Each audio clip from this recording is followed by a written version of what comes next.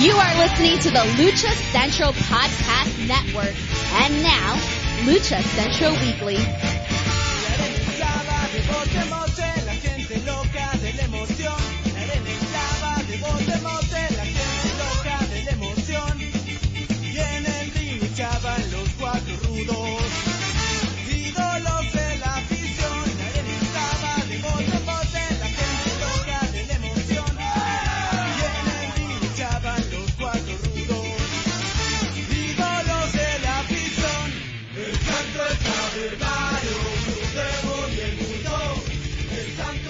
Hello and welcome to another edition of the Lucha Central Weekly Podcast.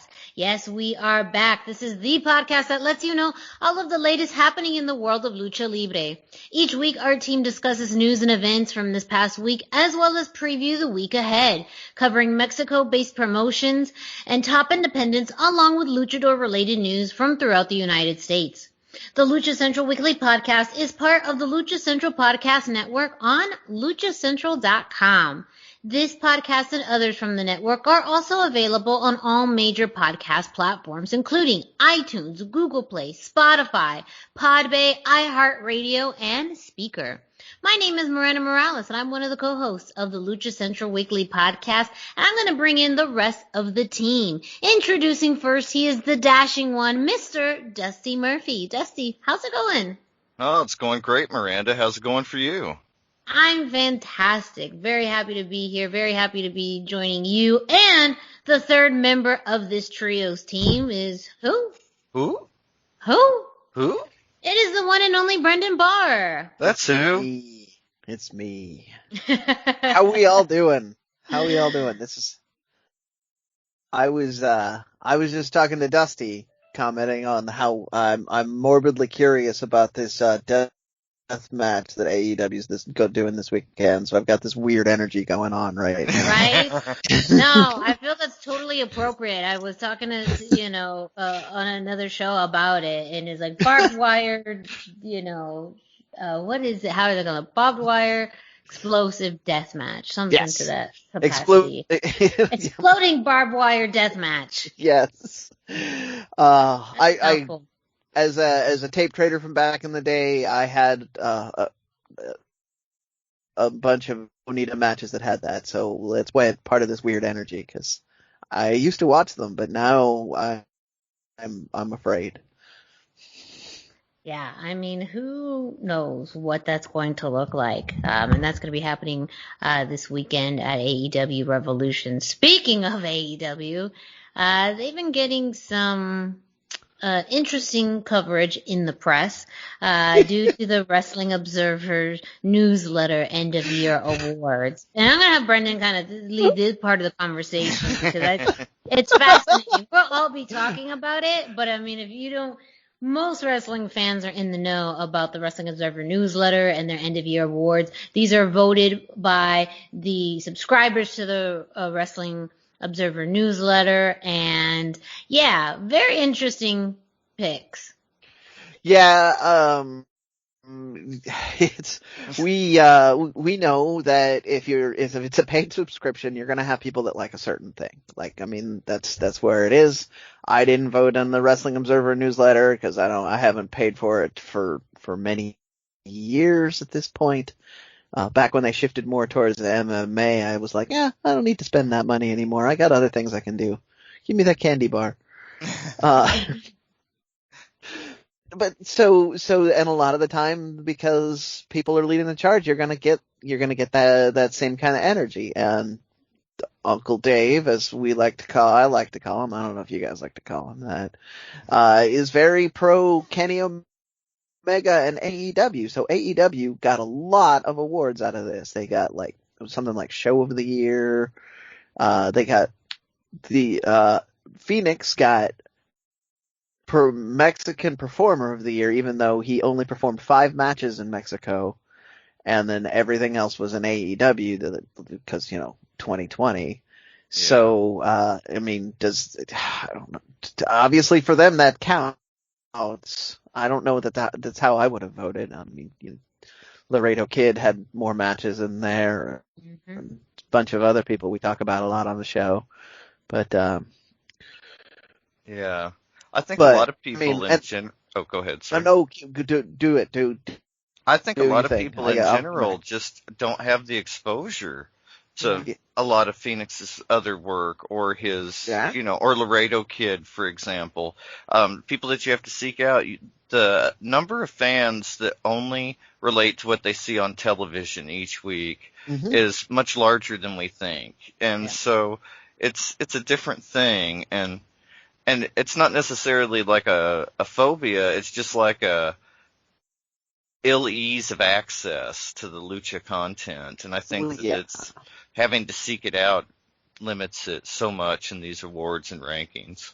Well, especially in a primarily English-speaking community like the Wrestling Observer Network. Yeah. I mean, he was also voted best flying wrestler as well. So I think, that is true in and of itself, but I think it does lead to your point, both of your points, where I think that there's just a limitation on visibility and who they know. So I feel like, in a good way for Rey Fénix, he's getting more popular and synonymous here in the United States with Lucha Libre. But when you look at something that's, supposed to be, I guess, a little bit more objective, it does mean like, that people are just going to automatically think of Rey Fénix because that's the luchador that they know of. Yes. But to a point we've talked about before, luchador previous to this year for the last 15, 20 years, if you said luchador, it would have been Rey Mysterio. Even if, so, I mean, it's a cool sign. It's showing that the sport is evolving, and Fénix and Pentagon are much more the faces of what the Americans that only watch network television are thinking of when they think about Lucha Libre. So, I mean, that's my silver lining there. Well, and also Kenny Omega couldn't have had the year he had without Fénix. That match was... Yeah, absolutely. Yeah, So, you bring up a great point there. Yeah. I didn't think about looking at that. Yeah. I didn't think about looking at that. That match did not get their match of the year though, right? They voted correct. Yeah. I just saw the haze of Kenny Omega winning at that point and didn't really read too closely, but I should have looked to see if that was one of them. Match of the year was from Revolution last year, Kenny Omega and Adam Page versus the Young Bucks, which, it was a good match, but I don't know that it was better than Kenny Omega Laredo Kid. We on this show are looking at things differently than they are. Like that match had a lot of storyline that paid off things that fans of Kenny Omega and fans of Being the Elite wanted to see. So like I can see that having more emotional impact with people. But it just wasn't the pure magic that we got with Laredo Kid and Kenny Omega, where you had two technical wrestlers, and the basic storyline is I want to prove to you that I'm the guy on both sides. So, just different things you want out of matches. I can't fault a fan for liking that other match more because there's a lot of things that were for them in that match. Yeah. Kind of overall, there just seemed to be some interesting picks. One of the ones that stood out to me was Feud of the Year, which is listed as Jon Moxley versus Eddie Kingston, which is it's good, but when I think about Feud of the Year, I don't think of it as Feud of the Year. No. Like it is something that happened for kind of a blip of time. Great promos by Eddie Kingston. He was also awarded interview best on interviews. And I do think that he was able to shine in that promo and interview work in AEW back in 2020. Like that did happen, but I feel like Feud out of it's just a weird choice. Well, but you have to look at the fact that 2020 was kind of a weird year. We had pre-pandemic, we had the starts of some really great feuds that then had to fizzle and just went nowhere. And then as a result, you had like WWE just hot-spotting the Mysterios and Seth Rollins over and over again because they didn't know how long lockdown was going to last. Right. So, and then anything pre-lockdown was so far away, people probably forgot about that actually fun and interesting stuff that was going on beforehand. So, again, that's just a weird one for me because I agree it's a great feud. But I can't instantly think of something that I thought was better in 2020 because I instead am on all the zany things they did with lockdown and stuff. Yeah. Well, in this list of, some people have also called it that it's not only biased towards AEW as far as leaning heavily their way, but it's also very anti-WWE. Yeah. They had worst promotion of the year, worst gimmick of the year. Their worst gimmick of the year I can't argue with, although it's not really a gimmick. It's a shitty thing to do, which was firing talent and people. Yes. To save money during their biggest profit-making year on record. Like, that's just... Yeah. That's like cartoon evil there. Like, I mean, I can see... Yes. Yeah, I can see like Vince McMahon sitting in Skeletor's chair at this point, just saying like, "Fire them, fire half of them." I can see it. Yeah, and he's got the Ram's head staff. Yeah, it makes sense. Triple H got that for him.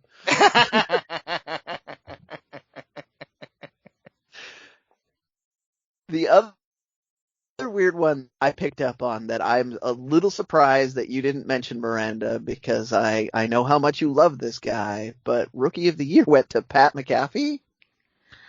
I mean, define love this guy because like I respect his work. However, like the fact that Rookie of the Year goes to someone who is non-wrestler. I mean, impressive turnout in War Games. Very impressive. Yeah. Only one match last year as well. One match. And I mean, like, I just remember you just being bristling at him existing, and a lot of people just hated him. He had what I viewed as go home heat. Like, people just didn't want to see him. And somehow that came out as Rookie of the Year. And I wanted to swing this back around for Lucha related products there. Raquel Gonzalez made her debut as this character in this entity in February of 2020. Dominic Mysterio had the most impressive debut any wrestler in WWE can get. Rage. But I mean, and some of that may just be related to what you were mentioning earlier. There's a little more anti-WWE sentiment in readers of the network, but that's their choices. And I can't argue that WWE doesn't deserve some harsh criticism. So maybe if they overlook them once in a while, that's what you get for, just not being that good the rest of the year. Well, Brendan, while you're at it, why don't you guide us through the road back to shows? I know you have some pretty interesting news and pretty hot topics to go through for this week's road back to shows. Road back to shows is packed with crazy stuff this week. So we're going to start right where I always start. Mexico City is orange. They are for sure orange by the time you're hearing this, and will probably stay orange, whether they deserve to or not. But that's a whole other thing.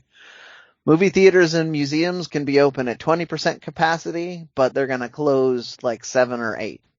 So they're closing up early, sending people home. I don't fully understand the logic behind that. If you're going to let people be out in public, why do they have to like keep the hours of a 10-year-old? But I'm not a city planner, so I don't know. But yeah, Mexico City is orange. There are plans, but nothing has happened yet for maybe having AAA or CMLL do shows now without fans for a little while until things get a little more settled down. But we'll see how that plays out, because AAA has certainly demonstrated they want to have a little more safety awareness for their wrestlers. and CMLL is seems to have a system going with closed door shows. So I think what they're going to want to do is do closed door shows until they can be at closer to 80 to 100%. And, cause that's where they make their money, is when they can have big gates. So we'll see. Speaking of making their money in big gates, Barr the Crash is still not going to be making money. They have, that facility that I talked about last week is closed for 30 days. The government has put signs on the door, and everything's basically it's closed down for any sort of activity. So my understanding is that there was also a practice facility for the Crash. So hopefully they have somewhere else with a ring that they can do practice, because 30 days is a long time without bumping. You'll get real sore the first time you hit a ring after 30 days off. They did have an extra long press conference that I sadly had to make Miranda listen to, because my Spanish is still not very good. So did they say anything of note or interest, Miranda, in that long ramble? Yeah, it was long, and let's be honest, I didn't go through all of it, but I did get the gist as far as really the beginning of the press conferences, explaining why their previous event got closed down and trying to clear up from their perspective why. And they did have some documentation, though they had it with them, but they didn't necessarily show it for viewing as to why they got closed down, and clearing some of that up. So the team there did state that they did get permission to run at 30% capacity for the event. And that there was some issues with the fact that 30% was slightly exceeded, because they did have slightly more than 30%. And this is just their words. Yeah.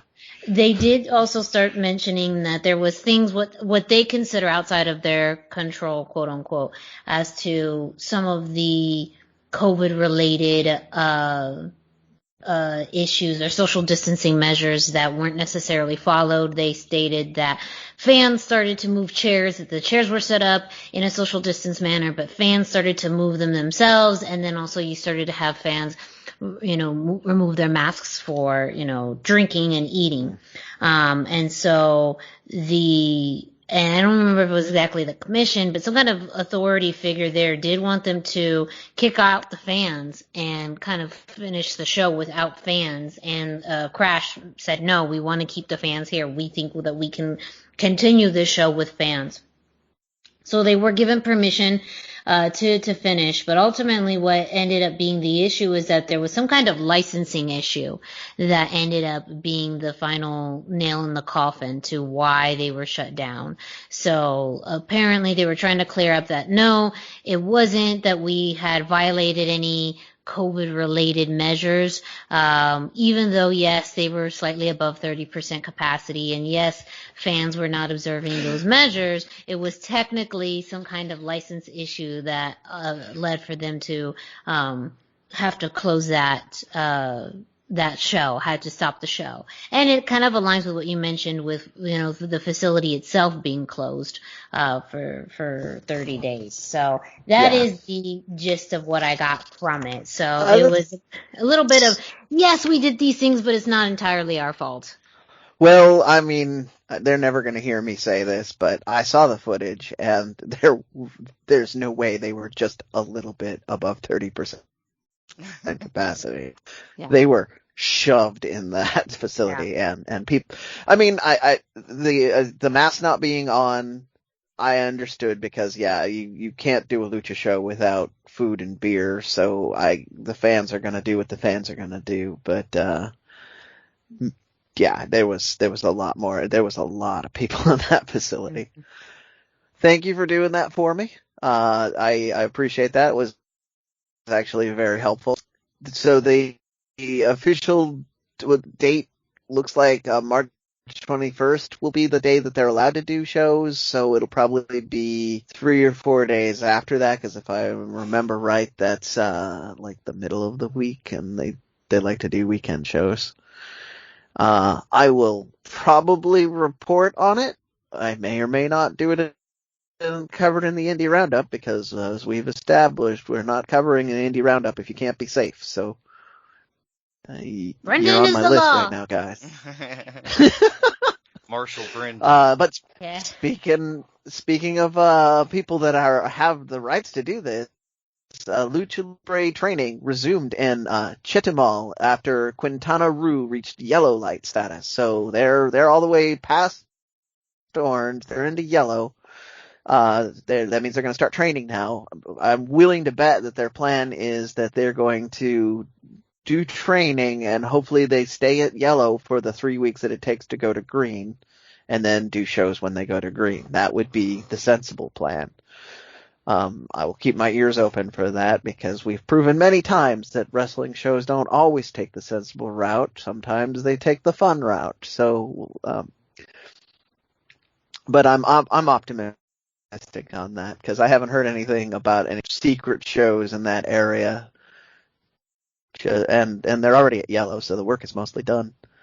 And speaking of returning, this week on YouTube and other social media, the NWA started creeping back in, and they had a big announcement today while we're recording, or before we recorded, that they're going to be back with Power the week or the Thursday after their pay-per-view. So Back for the Attack is scheduled for March 21st, and then the shows will be on the 23rd on Fight Network, 6:05 Eastern, which is, kind of an NWA tradition at this point. And so we were big fans of the NWA before in the early parts of 2020. They were on great momentum. They have lost a few wrestlers, but I believe Thunder Rosa is still officially on their roster. I saw her face in the promo piece. And there's definitely a few other wrestlers that will be exciting to see, so keep an ear open for that. Also, the Thunder Studios that they were using for Primetime Live and Championship Wrestling from Hollywood seems to have already started being used for at least Championship Wrestling from Hollywood, which means probably more things. And with the NWA returning, we might see more Primetime Live in the near future. Yeah. And so this is not COVID related, but it's always interesting. Vampiro did some more interviews. He's doing more press stuff. He said in an interview that he was released from AAA by text over WhatsApp. So here's the quote. "One day they told me Conan is already working in the company and he will be in charge of your position. And then they fired me on WhatsApp. They told me that's it. Thank you very much. And we are not going to take care of you anymore." It's kind of an interesting situation. It's actually enough wrestling business stuff that it might be pretty true. Yeah. I mean, famously wrestlers have been fired over voicemail, so why not over WhatsApp, which is way more popular than voicemail ever was. Yeah. But and very popular internationally too. Yeah. Internationally very, because you can use it pretty much anywhere in the world.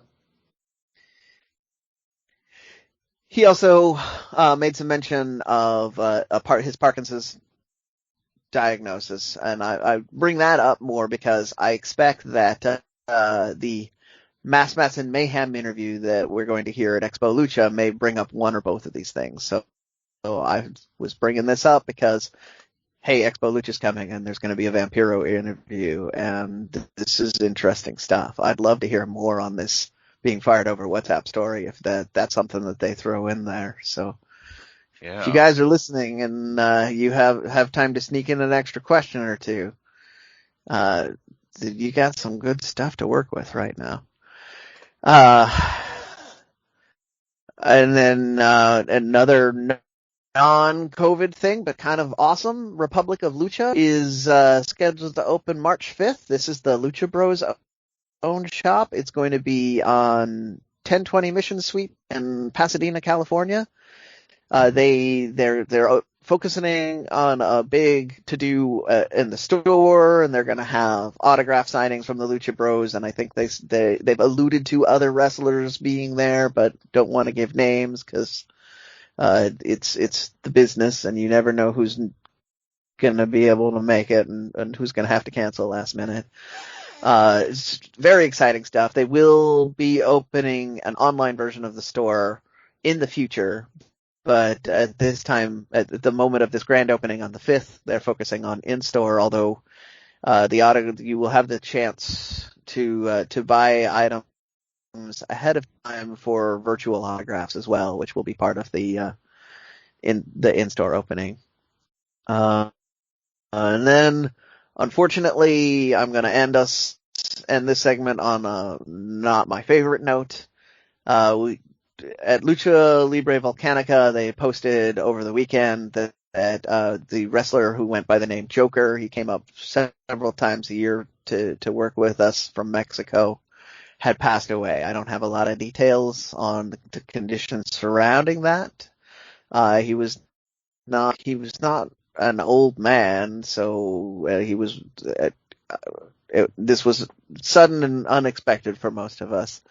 He was kind of an older brother who would bring back stories about what life in Mexico was like, and what how being a luchador was different in Seattle, where we're at here, than where he came from, and most people looked up to him like an older brother.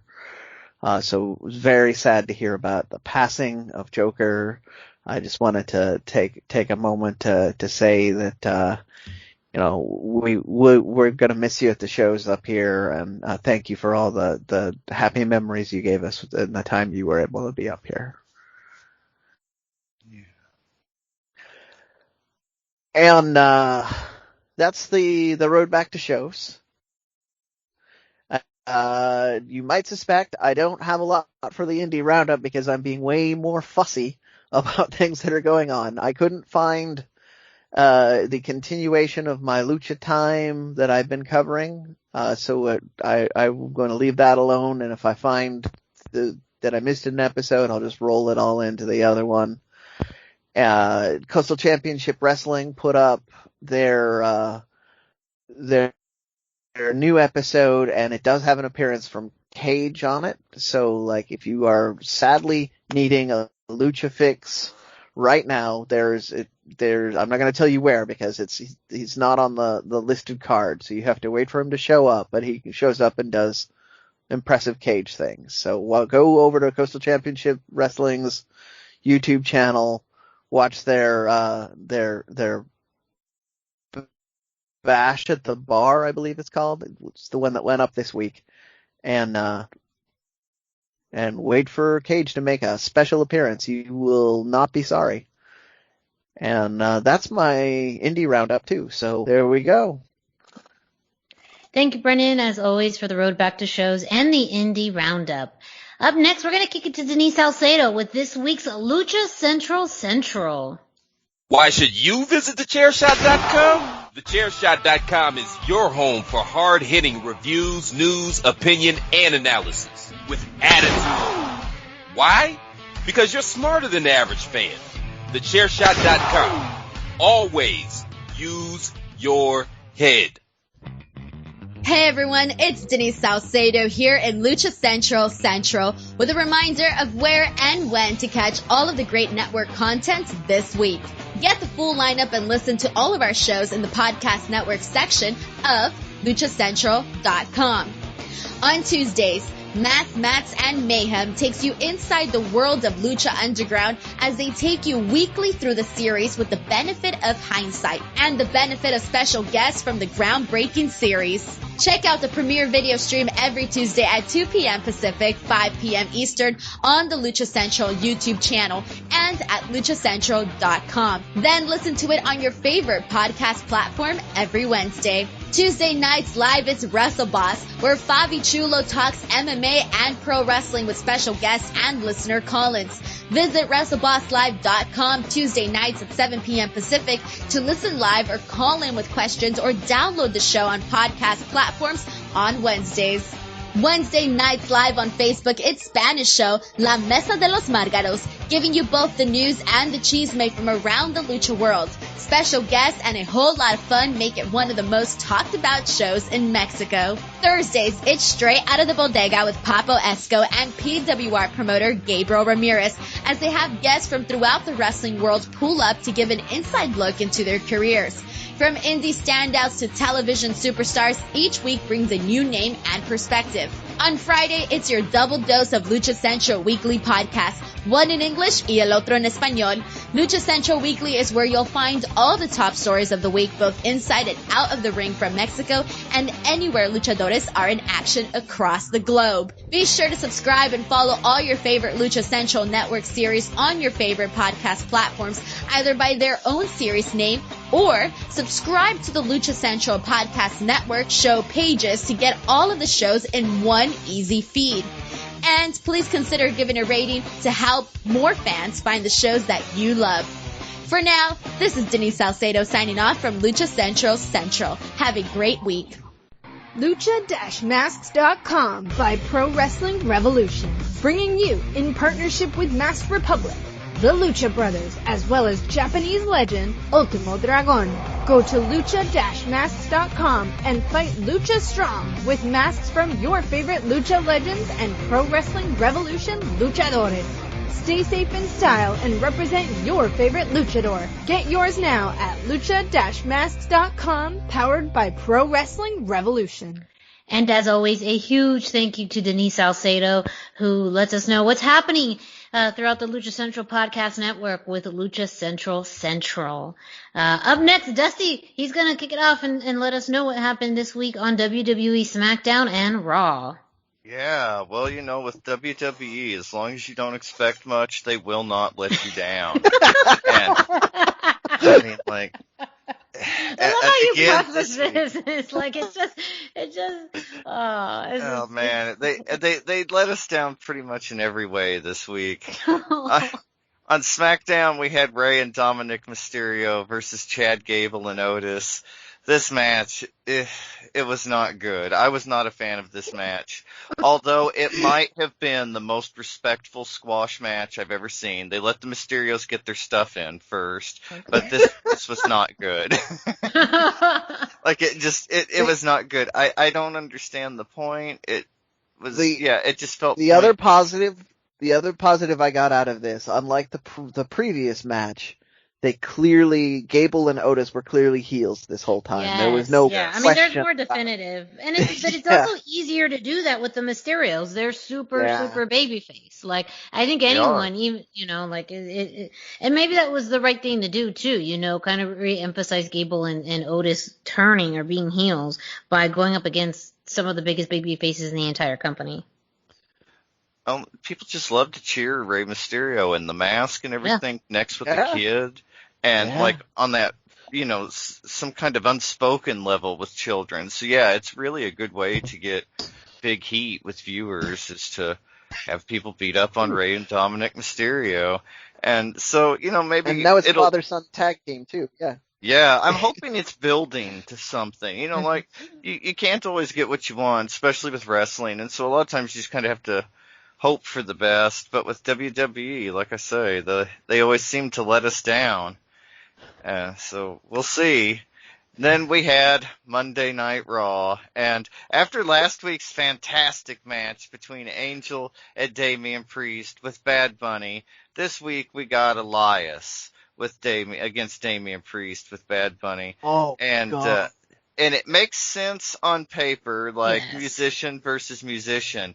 But wow, how do you follow up that match with Angel Garza with this? Like, this is terrible. It was slow. It never had a good rhythm between the competitors. It just dragged. It too felt largely pointless. And I just wasn't sure what was going on here. Like, and it went forever. Like 15 minutes. Like, they never give a match 15 minutes. And they gave Elias versus Damian Priest 15 minutes. Like, I have a theory on this. It's a very selfish theory. when Elias came here to Seattle, we booed him for 7.5 minutes. Yeah, so I think very big booing session. I think ever since then, he's just like, I need extra time now because they're just Seattle took all my time. So I think that's what it is. He's just being bratty about us. It could be. I don't know. And it wasn't just that it was bad, because it was a bad match.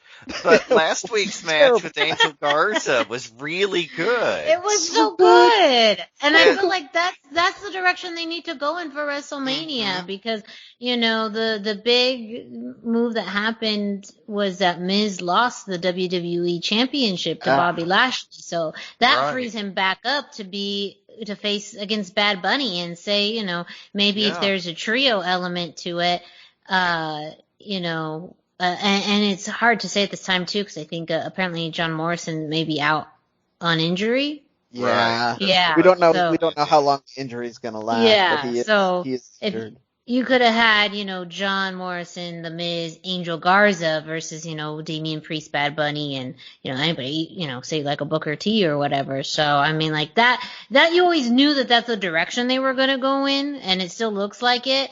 But Angel Garza is a much better fit, and even just continuing that storyline makes more sense as they head to WrestleMania than doing this random ass stuff with Elias. It also kind of reminds me a little bit of Bret Hart. They said you could put Bret Hart with anybody and he would have a great match, and I feel like that might be Angel Garza's position now in the company. He's the guy you send out to have a good match, no matter who it is. And places to be. Yeah, I mean he's really good, and the silver lining in this is that after this Elias match, they're going to have to decide they want Garza. How can they? No, Skeletor's to sit on his throne and be like, no, put him in a three-way with this man, and then add Baron Corbin too. Oh, yeah. Well, we got something almost that weird with Retribution, and they're up next. We had Lucha House Party with Riddle versus Retribution and Ali. It started with Lucha House Party teaming with Riddle against Mace, T-Bar, and Slapjack from Retribution. And after some fighting between Riddle and I believe T-Bar, Lindsay was tagged in and put the hurt down on Slapjack. Then tagged in Grand Metalik for some amazing work, with Metalik riding on Lindsay's shoulders and making a dive for a pin.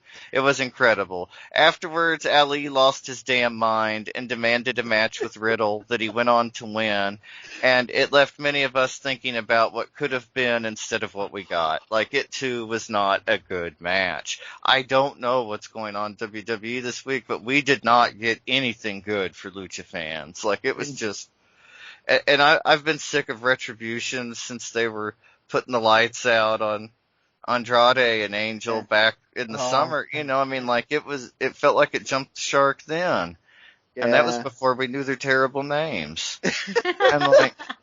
When you started the show, were you thinking, and at any point were you thinking, man, I can't wait to say things like, and then he made the hot tag to T-Bar.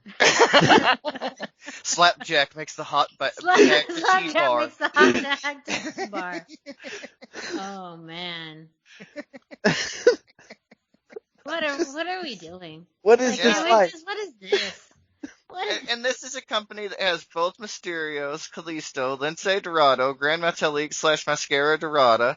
I mean, they have Ricochet. They have all this talent, and this is what they're doing. Exactly. They're intentionally misusing them, and it's just aggravating. Oh, man. And especially in the lead up to WrestleMania season, when there's so much promise coming up that we just can't seem to get delivered on.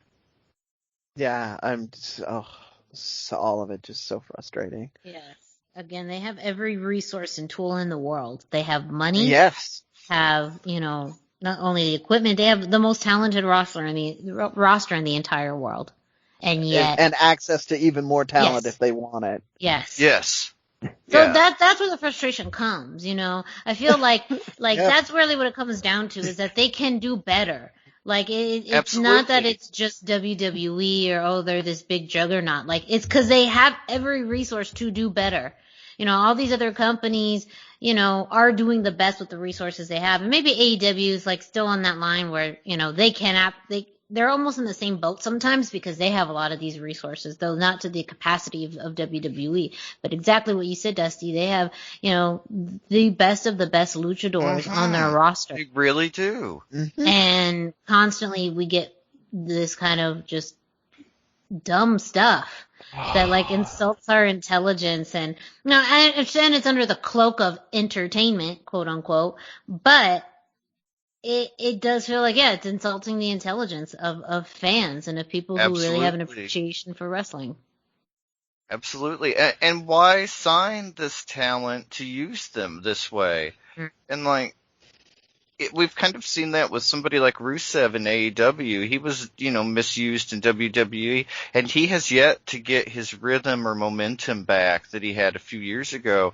And I don't know what that means for somebody like Mascara Dorada after so many years away from Mexico. If he leaves being Grand Metalik and goes back to Mexico, was his reputation from before enough? Because we don't see that enough in WWE to continue his reputation. Yeah. And so it's a very strange thing WWE is doing right now. And it's just so hurtful that they actively and aggressively go after all of this Latin talent because they have an idea and then they just let that fruit rot after they get it. Like, I mean, Andrade is still not back on TV. And I mean, if That's anybody our biggest disappointment. If anybody has a shot because he's got Ric Flair on his side. Come on. Yeah. Well, and there was a story recently about Charlotte being asked about, you know, if she would ever be open to her, you know, behind the scenes relationship with Andrade on air. And she said she's open to it. She's even pitched it. So, I mean, think about having, you know, one of the biggest power couples in all of pro wrestling together on screen. And in that power couple, the power part of it is Charlotte Flair. Yeah. Like that in and of itself is fantastic. And it would be such a good, you know, way to reintroduce Andrade.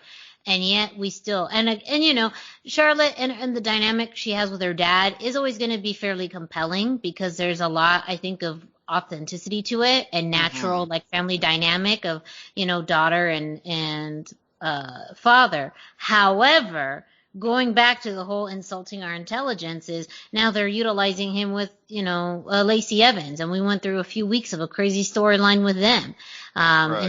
Which you know, only ended because of outside elements. Yes.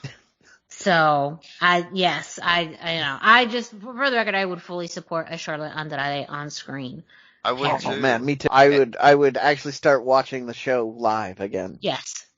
And we touched on it last week, but you know, like the idea of like a female-led team or, you know, group, whatever they come up with is so interesting and not yet done. Like, it's kind of unusual, you know, like we talked about that last week with Sasha, you know, if she could, you know, be team boss or whatever, you know, like I would like to see some female-led factions. That's, you know, they make a big show out of their women's empowerment now in WWE, and they have the best women's rosters. So why don't they make some investment? Same thing all around. Yeah, they just WWE problems. Yes. Well. Yeah. WWE's gonna WWE. Yes. So we're just gonna let that sit. We're gonna let that WWE stuff sit, and we're gonna jump over to AEW for this week's Dark and Dynamite, and a little bit of a preview of Revolution happening this weekend. So first up on Dark, we had our first match of the night, Lucha Relevant match. Red Velvet and Kylan King got the surprise upset and won against Ivelisse and Diamante in their first tag loss on Dark this year. And so now they're 4-1. They'd been 4-0. We'll see. I mean, like, big things coming with Red Velvet, but again, Ivelisse and Diamante are the best tag team in the world. And so we'll see what comes of it. I hope to see more tag action in the future. And then the second match, once again, we were deprived of the Tornado DDT when Top Flight defeated Fuego del Sol and John Cruz. SCU defeated Matt and Mike Seidel. And then we had TH2 against Sean Dean and Carly Bravo. TH2 were fantastic in this match. Angelico was really the gravitational focus of the match, but TH2 were really working together tonight. Perfect work. That $3,700 from Matt Hardy must have bought him some practice time because they were perfectly synced, leading to Angelico getting the Navarre death roll before a leg bar for the finisher. It was fantastic. I love the reinvigoration of making the TH2 kind of like the hired guns for big money Matt Hardy. You know, like they're willing to take the bounty. And it's so cool and unusual, and like I say, a nice reinvigoration of their team. And I have a slight thing I noticed during their intro. I've meant to mention this before, but my favorite thing during the intro is not Angelico's dancing, but how you can perfectly see their personalities during the intro. Angelico comes out all cool and calm, does his little dance, but Jack Evans is doing backflips, he's jumping around, he's like a monkey. It's incredible. And you see that energy and that dynamic, and they are just so unique together, and I'm hoping that this leads to more for them on Dynamite. I'll touch on that in a minute. But on Dynamite, first up, we had Ray Phoenix and Pax versus John Schuyler and D3. This was a quick match. It was just 1 minute and 10 seconds, but what a fantastic 70 seconds it was. Phoenix and Pax dominated. They looked just lethal, not just tough, but lethal. Everything they did was flawless, and it was really fantastic for as quick as it was. This was one of the better squash type matches we've seen on TV lately. But next up we had, like some of the real meat in a tag team matchup, FTR and Tully Blanchard versus the Jurassic Express. This was a really fun match, hard hitting at times, some really fun antics from Tully Blanchard. He put more in than I was expecting with most spots. He worked great with Marco Stunt. His smaller size helped him work with Tully. It was great. Luchasaurus looked like a killer in the ring. He was fantastic with the suplex work, but it wasn't enough as a masked man ran into much confusion and helped Team FTR, and they were able to pick up the win with a 3-man spike pile driver, and Tully got the pin on Marco Stunt. After the match, the masked man was revealed to be a bleached blonde Sean Spears, and Arn Anderson comes out and gives the 4 Horsemen hand to the group. So, exciting things happening there. We may see a 4 Horsemen versus Jurassic Express match soon. And, we'll kind of see it. I'd be there for that. Yeah. I was going to say, speaking of things that you didn't think about when the show started. 4 Horsemen versus anybody. Especially Jurassic Express. Yeah, Jurassic Express. And that you'd be so excited for it. You're like, yes, this is the match I need. It's so good. And later in the show, we had kind of some tag team insanity going on. Everybody showed up in the ring. And that leads us to AEW Revolution this Sunday, March the 7th. We will feature Penta in a TNT contendership ladder match. Phoenix will be teaming with Pac to be in the AEW Casino Tag Team Battle Royale. And so, it's kind of interesting. We've been seeing a lot more of this pairing of Phoenix and Pac lately as more of a tag team, and they've definitely set Penta apart as a solo guy, at least for this pay-per-view. Revolution last year was their highest rated pay-per-view. It actually won pay-per-view of the year in the Wrestling Observer Awards, rather. So it's got a lot to live up to. We'll see what happens, but they've really been shining a light on Phoenix and Pac, so I think we could see them win this tag team battle royale. But SCU is involved in the match, and what does that mean for their retirement? Now, do they only retire if they get pinned? Do they retire if they don't win this battle royale? It opens up a lot of questions. Yeah. Yeah, I mean, and then, like, do both members agree to it? If neither of them takes the pin, but they don't win, does, like, Kazarian say, because he's the one that set this up in the first place, like, that's it, we're done, and Daniels be like, no, that's not what I agreed to, right? Yeah. I mean, there's a lot of very cool storytelling they can do, or they could just win it, which is not to say that that's not cool, but that's a just very different kind of cool, because then they're in contendership for the titles, and maybe them putting their if we don't win we'll quit vibe up against the Young Bucks, who had a run of if we don't win we'll quit, would be. I think they said they wouldn't challenge for the tag team titles. Yeah. Similar energy. Yeah, similar energy, similar vibes, Yeah, I totally get it. Yeah, so it'll be interesting to see what happens. And very much like with Death Triangle, the SCU also has a solo member in the TNT contendership ladder match with Scorpio Sky. So it opens up an interesting dynamic between those two tag teams. A lot of comparisons and similarities that'll be very interesting to keep an eye on Sunday during the tag team match. And then we also had, for the buy-in before the match, Thunder Rosa will be teaming with Riho. But first up, Thunder Rosa defeated Riho in a fantastic match as part of the women's tournament. Believe that one was on Bleacher Report. It ended up on YouTube regardless. Yes, because of the technical difficulties related to that. But this was the one that was on Bleacher Report. It was fantastic. I highly recommend it. They worked together so well. And then she had it was a good match, but it wasn't like the Riho match with Nyla Rose, who went on to lose on Dynamite. And so, but anyway, now Thunder Rosa is in a tag team with Riho against Britt Baker, and originally Rebel, but then Britt says that Rebel's injured. She wants to pick her own tag team partner. And we think about when Paul White, formerly Big Show, came out and said, there's a unique talent coming, a Hall of Fame caliber talent.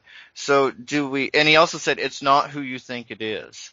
So do we think that it could be Britt Baker's partner? I mean, somebody maybe like AJ Lee could show up to challenge Thunder Rosa and Rio with Britt, or Brendan, I think you had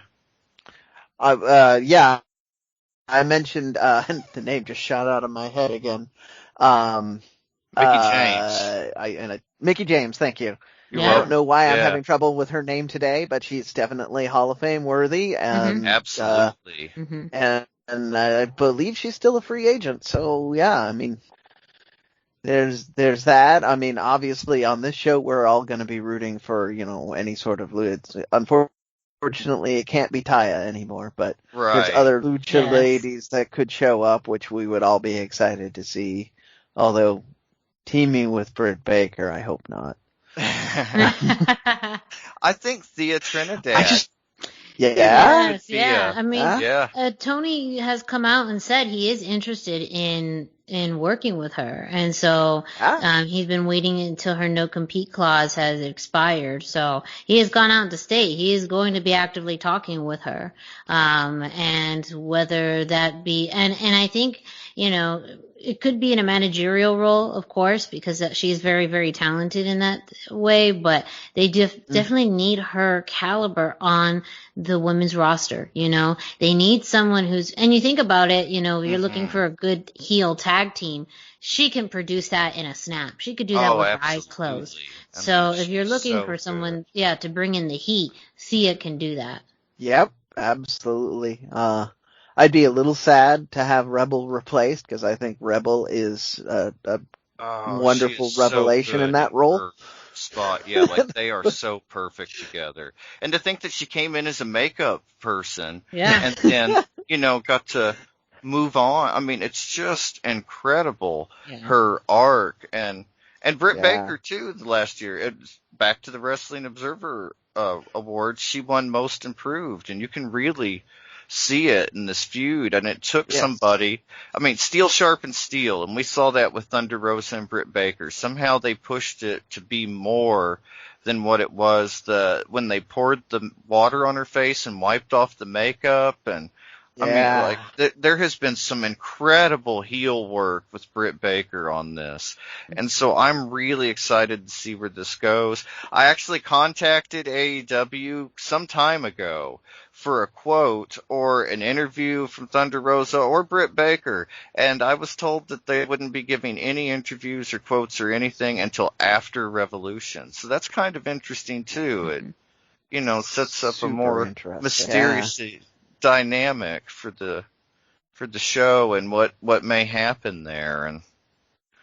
And I also think that we could also maybe see Deonna Purrazzo come. We've seen a lot of Impact talent back and forth, and I just don't know. There's a lot of speculation, a lot of up in the air. Well, and that would be super beneficial for Impact, because if the only people that from Impact who've been on AEW television are the Good Brothers. And so if it's truly this, you know, crossover or partnership, whatever it is, leverage what Impact has going pretty well for itself for the most part in the Knockouts division, and lend that to the AEW Women's division, which is still really kind of struggling to find its footing. So I absolutely agree with that idea, and that teamwork, I think, and dynamic between Britt Baker and Deonna Purrazzo would be awesome. Yeah, it really would. Fantastic. Like, that'd be such a cool team. And so it'll be interesting. There's a lot that could go on in AEW this week. You know, Revolution, like I mentioned, was kind of the pay-per-view last year. That's the one that everybody, I mean, there was a lot of emotional investment in the storylines, and so it'll be interesting. It kind of sets up a lot of things for this year, so hopefully we'll see a lot, you know, more Lucha content. There's going to be a sixth competitor in the ladder match that hasn't been announced yet, but from the kind of discussion with Tony Khan, it sounds like that's going to be somebody within the company. We'll see who that is. That will be kind of fun and interesting. But we also have the street fight with Brian Cage and Ricky Starks versus Sting and Darby Allin, and I am really looking forward to that. Team Taz, we've seen a lot. I have a feeling this will be a cinematic match or filmed in a way that Sting doesn't really need to do much, but we've also seen him take a bump from Brian Cage. So it's and they've gone out of their way to make him look strong, like he's throwing people around. Yeah. So I think he wants to do some work, and it may still be more cinematic in nature, but Sting does not seem to be shy of doing it, because he took the power bomb, and he then also found his way through on this in the fight this week, the scrum this week, where he got to look powerful and dominant and clear the ring almost by himself. Yeah, I mean, they're really doing their best to make him seem almost superhuman. So it'll be exciting to see. We saw how well it worked with The Undertaker in the Boneyard match at WrestleMania to do it cinematic style. So it'll be really interesting to see what comes from Revolution. And we will have all the results and news and excitement from Revolution next week, right here, same time, same place, same channel. Thank you, Dusty, for all of the WWE and AEW news and roundup. Up next, we have MLW. We have the return of Fusion this week, and the show started off with the MLW World Tag Team Champions, Los Parks, facing Contra Unit, Daivari and Simon Gotch. And, you know, this match was a great display for Simon Gotch and Daivari, especially Daivari. He really used more of his technical skill set to really put a hurting on Hijo de LA Park. But ultimately, as you know, the tactics that Los Parks have pulled, eventually we did see LA Park Jr. come out from underneath the ring. However, the referee caught it this time and prevented him from coming into the ring to do the old switcheroo. However, another thing happened in which, was bad news for Contra Unit, and that was Injustice. Jordan Oliver and Myron Reed came out for the Distraction, and Contra Unit has been having this rivalry against Injustice for quite some time. They ended up causing the Distraction, and LA Park was able to use his vicious spear on Daivari for the win. So you still have Los Parks as your tag team champions. We also had a really good match between Calvin Tankman and Laredo Kid. And so, we've seen something similar, with Calvin Tankman versus Zenshi not too long ago. And Calvin Tankman's size is still something that, is, very similar to some of the big men that can actually move and be athletic, like Keith Lee, like Willie Mack, like Black Taurus. Those things are very impressive. But Laredo Kid had a really good, outstanding match with this. I mean, really trying to leverage his speed and lucha libre skills to kind of just almost confuse Calvin Tankman. There was a brutal shoulder block that sent Laredo Kid flying halfway across the ring. Spinning in the air. Yes. So, it was brutal looking. It was great. Yes, and Calvin Tankman did win with the Tankman driver, and there was still also some discussion too about what a win for Laredo Kid for this match would mean, as to, trying to get his way back to Leo Rush and eventually the AAA Cruiserweight Championship. They still mentioned that Leo Rush is still both the MLW middleweight and AAA Cruiserweight champion. So they start distinguishing those things on MLW television. So, pretty interesting in that. But I think, too, utilizing someone who's, with the experience of Laredo Kid to the size of Calvin Tankman, they really did use this episode to help build him up, as we saw later on in the show. Also, go ahead. They did a thing that I found very cool with this match. Laredo Kid, when he was on his game, was ahead most of the time. So when he was using quickness and kicks and coming at you from all the odd angles, Tankman looked in trouble. But Laredo Kid kept stopping and throwing punches. And every time that he threw a punch or tried to do any sort of power move to Tankman would take right back over, which is exactly how that's supposed to work. Yeah, so, it really is. MLW is very smart in how some of their things are a little silly, but in the majority of the time, I will cite Los Parks constantly using the same twin magic routine, as silly. Literally the match before this is one where I'm like, I don't know if I trust that. However, you're absolutely right. In the composition of their matches and the way that they strategize them, it makes sense. And so, absolutely, it does make you wonder why Laredo Kid would then try to use a power move when there was an obvious size disadvantage. And I found myself yelling at the screen because of that. So they did a good job. They made me like care that he was being dumb. Like, stop it! You're better than this, Laredo Kid. You're better than this. So, again, another, very outstanding episode of MLW Fusion. We are still seeing, the effects of Promociones Dorado, as they are still representing Los Parks, and, that presence is still lingering, of course, with Selena De La Renta. And they are indicating that, maybe we are going to see some kind of rivalry, some kind of program between, Hammerstone, and, oh gosh, why am I skipping his name? The Dynasty. Richard Holiday. Yes. Holiday. Versus, Promociones as Azteca. So they're seeming to hint something there, which would be very interesting to see. So, especially like if you have like a Mil Muertes versus Hammerstone, like. Oh, please take my money. Okay.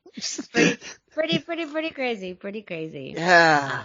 So, we'll remain watching MLW to see what happens next. But speaking of MLW, the Lucha Central Weekly Podcast team had the honor of interviewing someone who you can watch regularly on MLW, and that is the aerial artist himself, Zenshi. We were able to speak with him about, his work currently at MLW, but also more of his training and background in Chile, and more in Central and Southern, Latin America, his training in the United States, and also some of his work with luchaware.art and what he's trying to do to really help build the wrestling economy around the world. It was a fantastic interview, and we're very excited for you to listen to it. Brennan and Dusty, I'm curious, what were some of your takeaways from the interview with Zenshi? The concept of lucha economy or wrestling economy, really, I love that. I love that, what he's doing with his website and what he's doing with people that he's worked with in the past and people that he wants to work with in the future is trying to sow the seeds of putting wrestling in parts of the world that it's either not doing well in or hasn't been traditionally in. And that's how you grow the sport in new and different ways, is you put it in communities that haven't had an opportunity like this until someone takes the time to invest in them. So that just blew me away. Yeah, that was very cool. And his investment in the mask making and everything there was very cool too. That I believe it was a Peruvian maker. Yes. Yes. For the one that he had, but I mean, he's got other. He says he gets a mask everywhere he goes. So yeah, that's very cool. Mm-hmm. So the full interview is up on Lucha Central's YouTube page, but we're going to give you a little sneak peek right now with our exclusive interview with MLW superstar Zenshi. Actually bound to these South American areas. Can you describe for the some of us that kind of the similarities and differences in the indie structure there versus here? Yeah, so that's a great question. Well, in America, there's no shortage of wrestling shows to be a part of. Well, I'm kind of speaking pre-pandemic too, because the landscape has completely changed now. Of course, yeah. So this was a little more true before last year, but it's still, there's a lot of opportunities here. In South America, Chile, Santiago specifically, has become like the epicenter for a lot of the wrestling in South America. It's probably one of the only places you could be a wrestler and kind of stay semi-active is the Santiago area. Outside of Santiago, there's wrestling in Chile, but maybe one or two promotions here or there. In Peru, there's literally 3 promotions, and one doesn't even run very often. There's 2. And in Bolivia, there's like 2. You know what I mean? In Paraguay, there's 1. In Ecuador, there's probably like 3. Colombia, maybe 3. It's very it's struggling, and part of that is the enormous cost for anyone outside of South America to come there. So think about over time. You got the veterans that were there, they're only getting older. They're doing their best to teach the next generation, but without fresh blood, of course, their ideas are going to get kind of stale. You need, if the wrestlers aren't working, if they're not wrestling, people better than them, foreigners that can bring them things that they can't know, over time, the wrestling economy kind of struggles, in places like that are kind of far off. And not just South America, like Zimbabwe, I'm sure there's plenty of people that would love to be wrestlers there, but how? It's tough. Yeah. So it develops in pockets. So Santiago is a huge pocket. Lima's is a good place to wrestle, but it's very different. Very different. Very different.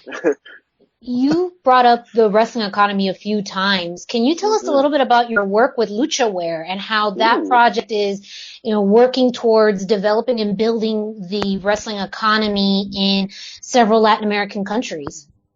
You're sharp, Miranda. You're sharp. Yeah. So I got this thing going on. Who likes video games in the room? Anybody knows Zelda?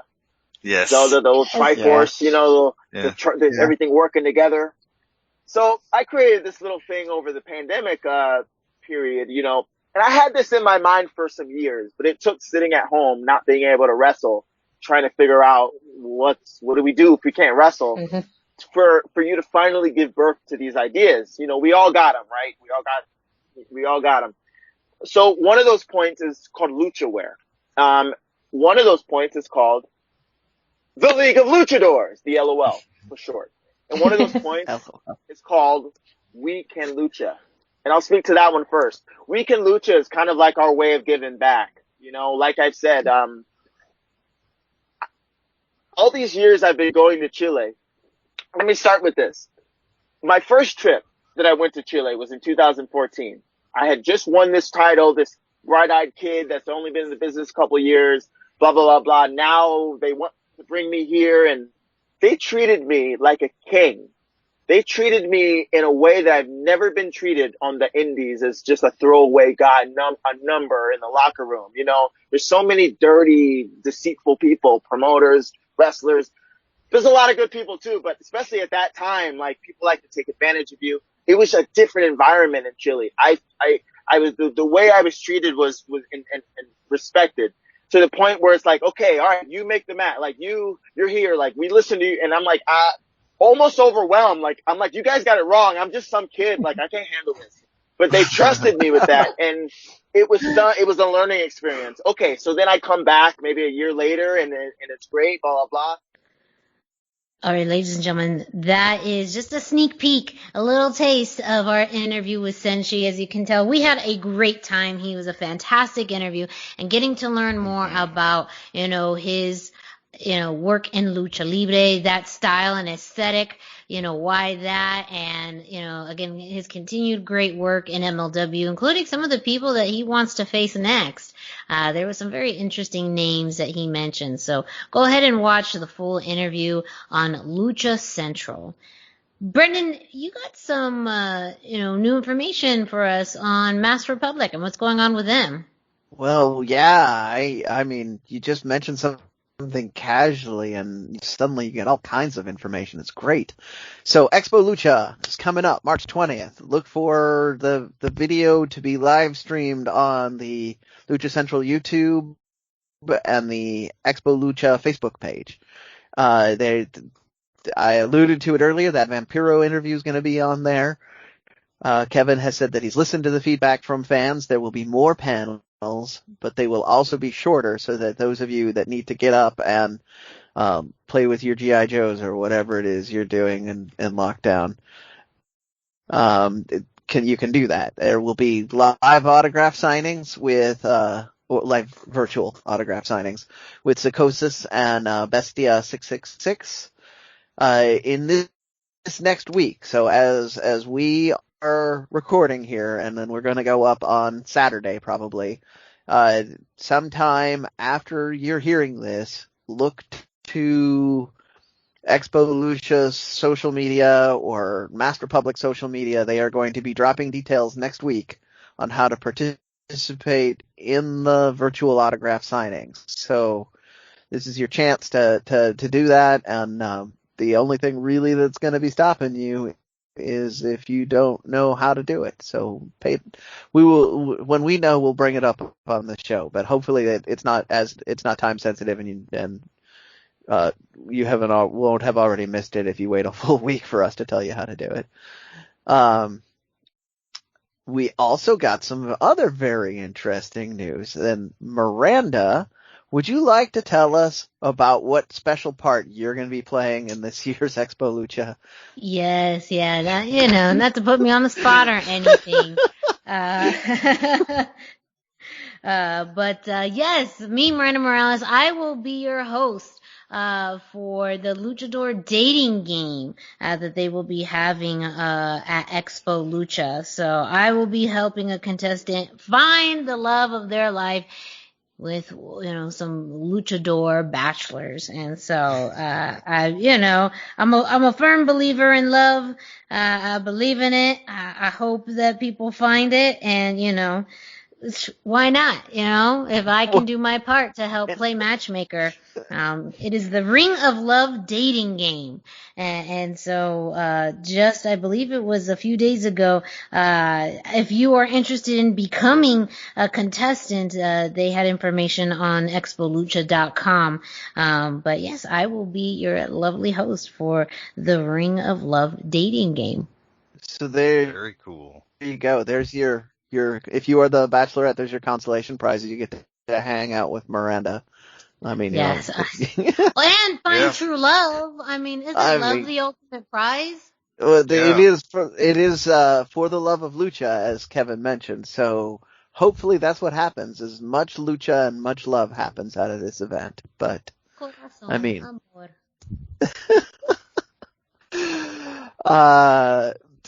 that's cool news. Congratulations on getting that. That sounds like it's going to be fun. Hopefully we get to announce in the near future who we won't announce it, who they are. We will have to all tune in and find out. Yes. That's how it's supposed to go. That's the trick. I want to know who these guys are. That's why I'm so excited about this, because there's so many interesting personalities in the world of lucha. We do not know who the contestant is, the lovely Bachelorette, and we do not know who the bachelors are, the luchadors.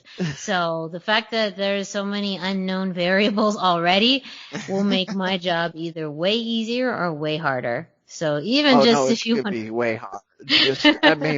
Just look at the personalities that exist in lucha. There is nothing timid or normal about anybody that could possibly be on the show, which is what has me so excited about this. So, good luck to you, but I think you're going to have a blast. So then one of the other cool things we got is that Kevin mentioned that there's going to be special Expo Lucha only merch. There's going to be stuff that you will only be able to get the week of Expo Lucha that's, I believe, going to be exclusive from any of the vendors they've got. There's going to be Expo Lucha themed merch that you will be able to get this year, and other things. But they are holding off on announcing that sort of thing for a little while longer, but they did want me to mention that little tease that there's going to be exclusive merch, and I mean, Kevin knows that that's how you get my ears to perk up, like exclusive merch. Please tell me more. Yeah. Is it Boss Fight Studio exclusive merch? Because I will throw money at the screen. And those of you who will eventually get to see the Zenshi interview, I throw money at the screen during that too, so I'm not kidding. That's true. He literally did. If Zenshi could reach through the screen, he could have probably grabbed Brendan's wallet. And I wouldn't have regretted it. And then he gave. We have the match. I went over some of the matches last week. I did get confirmation that there are going to be a number. He didn't say what the number was of never before seen matches from Lucha Time. Oh, so never before seen is considerably different than, we found these under the couch after we showed them last time. So super exciting stuff. We've been covering Lucha Time on this show.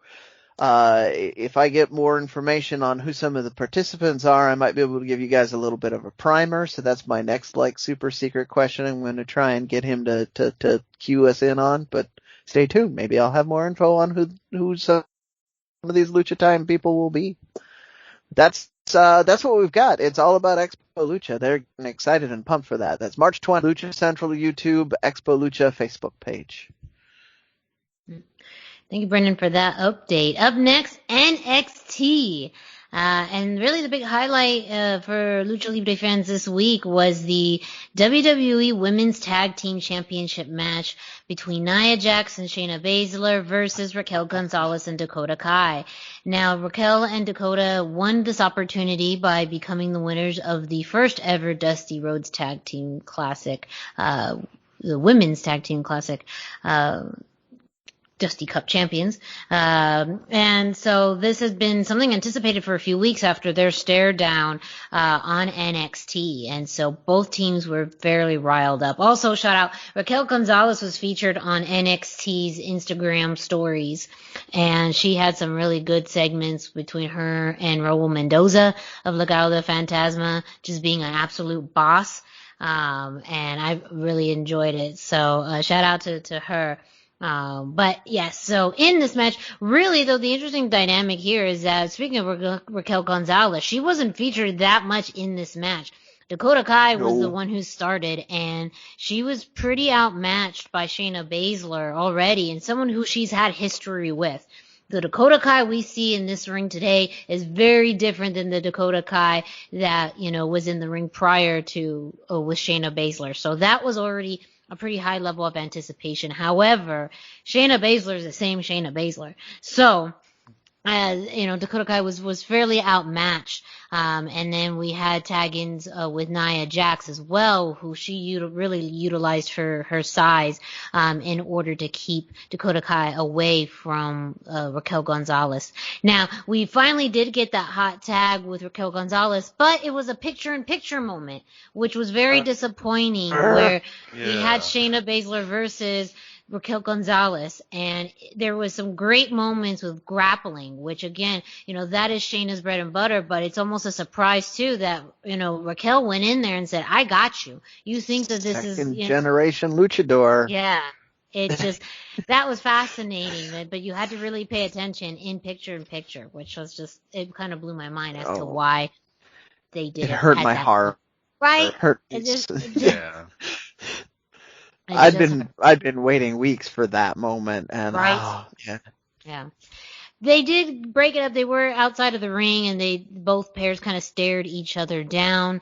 And there was a spot where Shayna Baszler almost locked in the Kirifuda clutch on Dakota Kai, but Raquel Gonzalez broke that up and got a tag in. However, the referee went down, and we also had Gonzalez and Nia Jax go outside the ring and smash into the announce table. Mm-hmm. Then there was some kind of confusion as to who the legal person was. Technically, Raquel Gonzalez was the legal person. She had tagged in. However, a new referee came out and believed Dakota Kai to be the legal person. So Dakota Kai tapped out to the Kirifuda clutch. Even passed though out. Passed she out. Didn't tap. Right. She did not tap. She passed out to the Kirifuda clutch, and Nia Jax and Shayna Baszler retained. However, that was on the calling of Adam Pearce coming from, Raw and SmackDown, and William Regal's not having any of this. Nobody comes to NXT without William Regal having something to say about this. So they are alluding to a big announcement William Regal is going to have next week about this match, about the status of the WWE Women's Tag Team Championships. But it does seem that, this is not over yet. So I think that this was, as much as it's a disappointment to not have some resolution, it also then means we're probably going to see this again.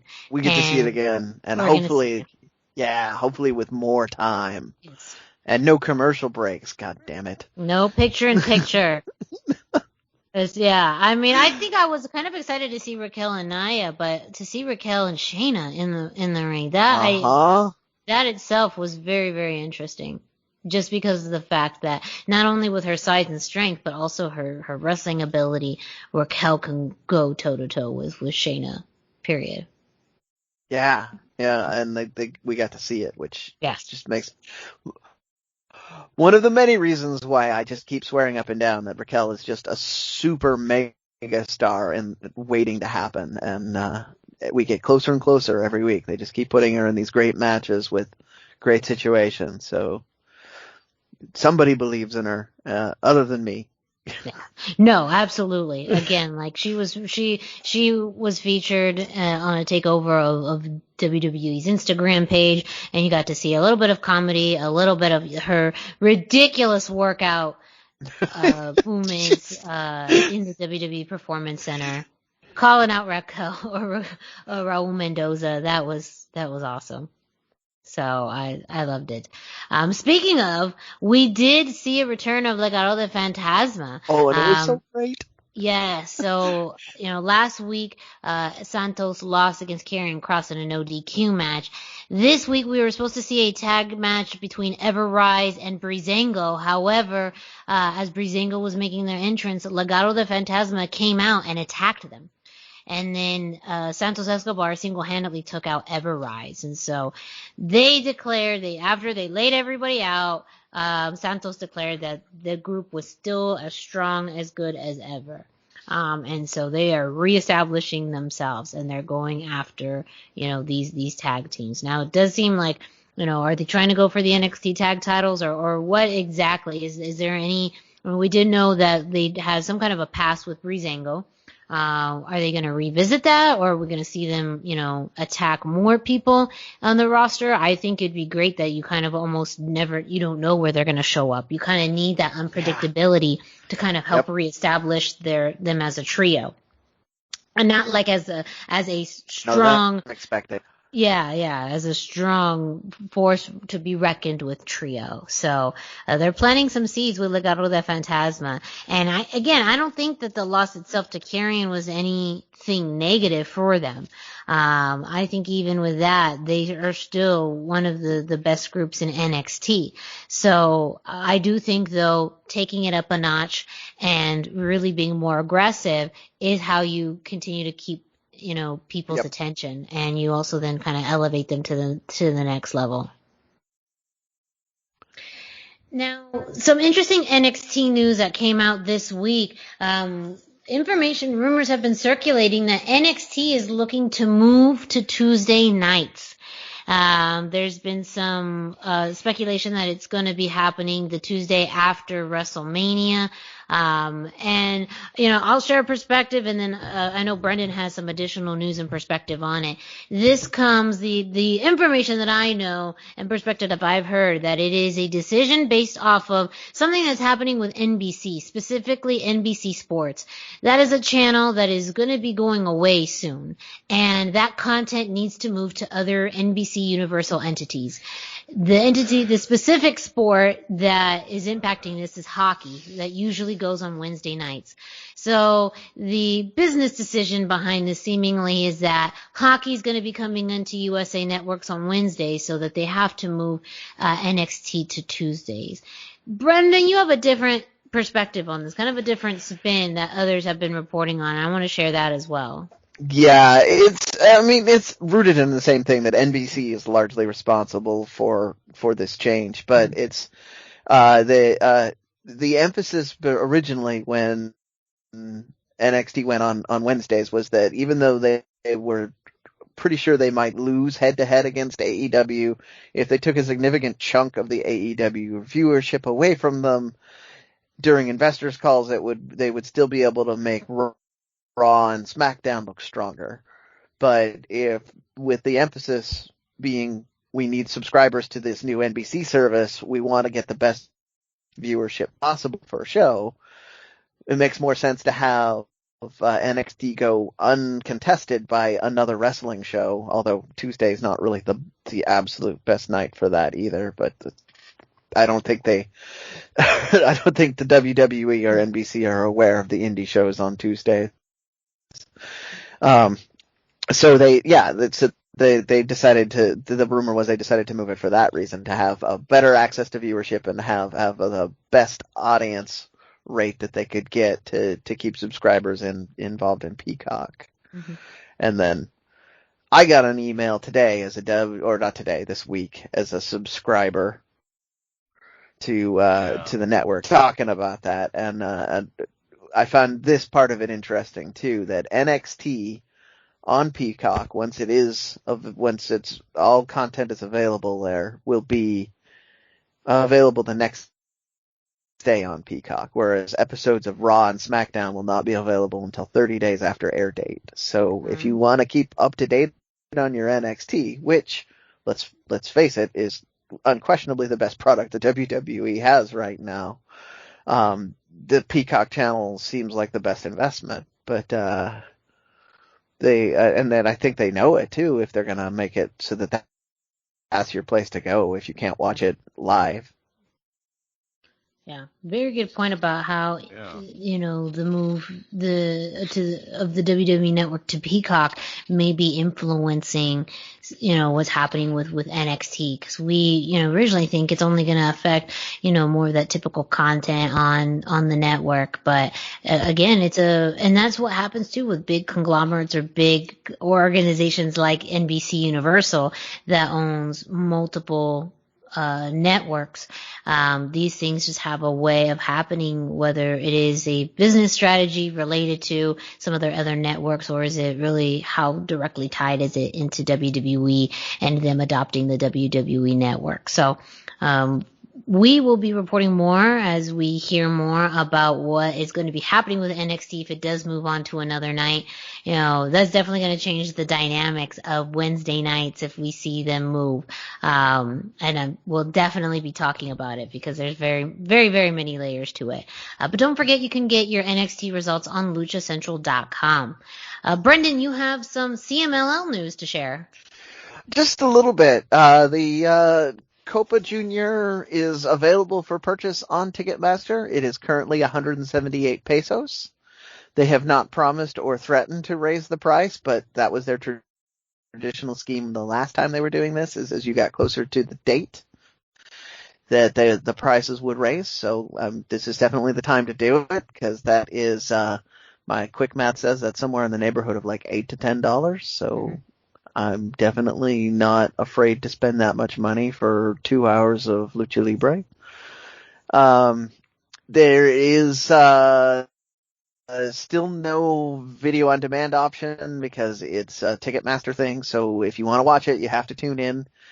Previous ones, select matches eventually wound up on the YouTube channel. But again, no promises. So if you are interested in the Copa Junior or any of the matches revolving around it, the best way to do it is get on Ticketmaster.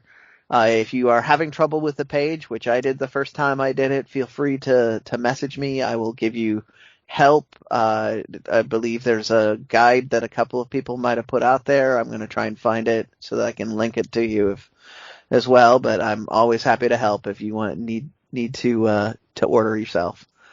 And then in other news, CMLL and New Japan have finally announced that they're still in a partnership together. The timing on it was kind of weird as far as, like Cubs fan and a couple of other people were like, well, why didn't you say this like when you announced the canceling of Fantastica Mania, which would have made more sense. Like, why can't we announce it then? But, who knows? Who knows? Maybe it's just they finally came to the agreement. Like, oh yeah, no, we really do want to keep doing shows with each other going on, even though there's this pandemic going on. Maybe we should say something officially so people don't get worried. But they did say that. Dusty, did you hear anything from the New Japan side on the agreement? All I really heard was basically what you heard, that they said they would not use any talent, would not work with anyone in Mexico aside from CMLL, and that they would not be bringing in any talent to New Japan aside from CMLL. And so it's kind of hard to say there. I think it's just an affirmation. Like, they didn't run Fantastica Mania this year, and I think people were just kind of curious, especially with AAA working with AEW and is New Japan working with AEW. The lines are more blurred than they ever were, and I think this was just an attempt to clear the water a little and kind of let on that it's a happy partnership between the two of them, and they expect it to continue. And we fully know that CMLL does not want to have anything to do with any sort of partnership with any organization that might work with AAA. Like, I first Expo Lucha, I watched this happen. They announced like a good half dozen to a dozen CMLL wrestlers that were going to be appearing, and then a week later they announced like 2 or 3 active AAA wrestlers that were going to be appearing. And slowly but surely, all of the CMLL wrestlers disappeared off of that, and it's just because CMLL does not want to have any wrestlers working at shows with AAA talent, period. So yeah, if AEW is working with AAA and New Japan, and New Japan is, potentially going to have AAA wrestlers hanging around in the locker room, they want to, CMLL probably needed that assurance, but that certainly, they didn't say anything on that out loud, but also CMLL doesn't out loud say that they hate AAA either. So it's all underlying. That's all. Yeah. Yeah. The unwritten politics of Lucha Libre. Yes. Oh, I mean, that's historic, but, speaking of historic, Dusty, why don't you take us to this week in Lucha Libre history? Yeah, that's right. It's time for This Week in Lucha Libre History. Be sure to check in at luchacentral.com every single day for This Day in Lucha Libre History by Pep Carrera for information, birth dates, anniversaries, amazing videos, everything, all about Lucha Libre at luchacentral.com, your centralized place for all things Lucha Libre. This week I chose March the 4th, 2016, when Dragon Lee defeated Kametachi, better known now as Hiromu Takahashi, for the CMLL World Super Lightweight Championship. This was a great match. Dragon Lee and Hiromu, they faced each other 10 times. Dragon Lee has the slight advantage with 6 wins to Hiromu's 4, and this match was probably their best match together out of the 10. Just fantastic. The first 2 falls came very quickly in less than 5 minutes, but the third fall was drawn out for nearly 20 minutes. It was just fantastic. Dragon Lee got the win and with a Phoenix Plex, and became the 2-time CMLL Super Lightweight Champion. He had only been pinned at that point by Kametachi, so it was kind of an interesting story, hot feud. I highly recommend everybody check out this match. It's a technical masterpiece. Like, it is just so good. Great match. And yeah, I'm hoping that by not elaborating as much on the specifics of the match that it will encourage people to watch it, because it is incredible. Like, I don't want to give much away. You need to see it. Like, it's incredible. Yeah. What Just did you go watch it. Yeah, check it out. Like, yeah, pause the podcast, check out the match, then come back. What did you pick this week, Brendan?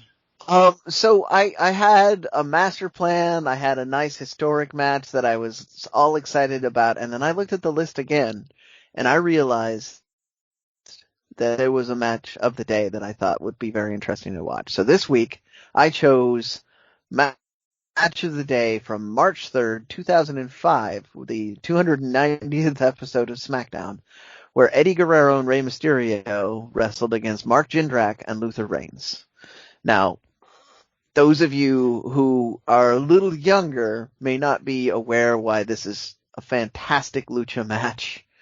Mark Jindrak later went on to be known as Marco Corleone and performed out of CMLL for a long time. He so embraced the Lucha Libre culture. He was married by Frey Torment, the character, the persona that Jack Black based the Nacho Libre movie on. So I mean, he is thoroughly Lucha Libre, and Eddie and Ray obviously are generation defining luchadors. So I wanted to watch this. Jindrak and Reigns were being booked and used like typical Vince McMahon action figure men. Like they were big guys who were throwing the little guys around, and they were mean about it. So there was you could see little hints of Jindrak's like athletic ability and that he could have been a good luchador, but he clearly didn't have anything lucha like in this match. But seeing him work with Eddie and Ray, and then knowing the future that was going to be there, made this match very interesting. And at the end of the match, this was the match where they lost, Jindrak and Reigns lost, and then they had a little bit of a fist fight at the end of it. So I believe that if you were to continue on in that history, you start to see Jindrak turn face, and he starts to do a little more of that high-flying stuff. But I'm less aware on that because SmackDown was usually on nights that I worked at that in 2005. So I only got to see SmackDown on rare occasions, and DVRing wasn't a thing in my life yet. So that was it. What I had, match of the day from March 3rd, 2005. Miranda, what did you wind up finding this week? I ended up picking March 5th, 2017, and this is when El Apache, Fabi Apache, and Mary Apache won the AAA World Trios Championship after beating Los OGTs, Averno, Chessman, and Superfly Ricky Marvin. And this was at a live AAA show. And this is where it gets... The description of it is technically, yes, that's what happened, but it's not exactly what happened. No. Because these belts changed hands technically in a singles match between Fabi Apache and Ricky Marvin. And this was an apuestas match. It was a title versus career match. So essentially, if Fabi lost, the Apache family had to retire. And if not, then if they did win, then they became trios champions, and that's exactly what happened. So, it was not a typical trios match. It was technically a one-on-one match. And Fabi won on behalf of her family, against Ricky Marvin. So that is where in learning about this match is where the swerve comes in, and where the description is slightly misleading. Misleading. Yeah, well, the Apache versus OGT feud was all about those crazy swerves and bumps, and it was some of my favorite stuff coming out at that period of AAA. Yes. And the Apache family, I mean, they're just historic. And so this too, for them to have so much on the line, I think it was likely a very feel good moment when they won, the Trios Championship. Now, I was not able to locate this online, knowing that it was at a live show, even though it was 2017, but at that time they were filming lots of things. I have not yet been able to find this online, but I'm a big fan of the Apache family. Like, they are very much that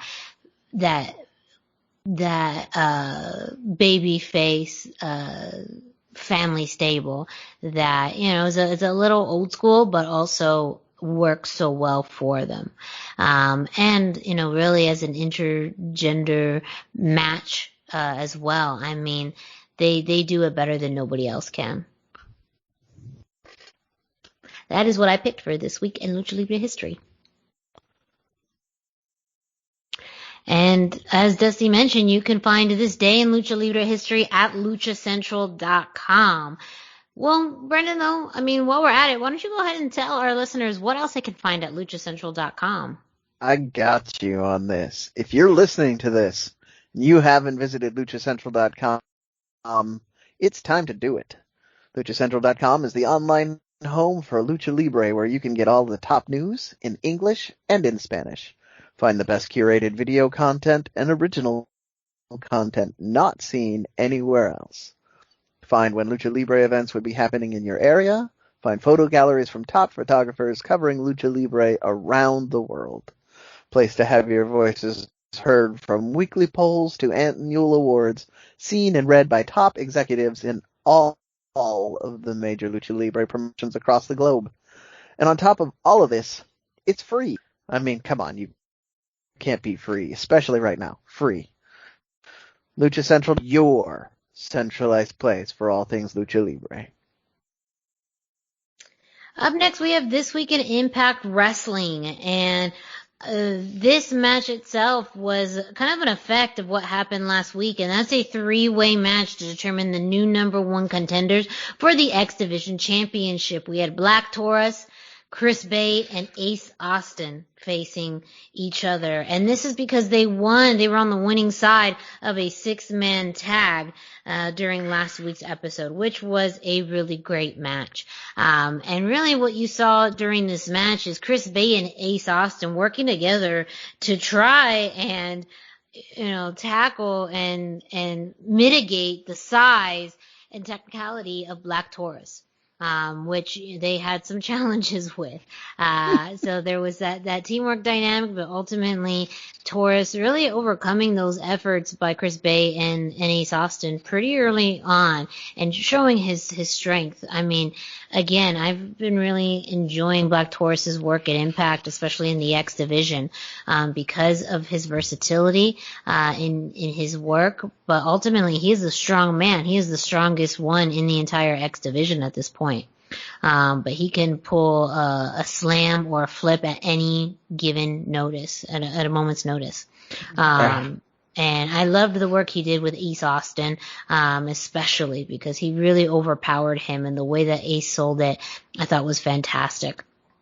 But ultimately, Ace Austin helped move the momentum around. Some of that was due to a really good drop kick against Taurus, and then ultimately some help from Madman Fulton, who distracted and tripped up Chris Bay, and Ace Austin getting the win. So Ace Austin is now your new number one contender for the X Division Championship and will be facing TJP.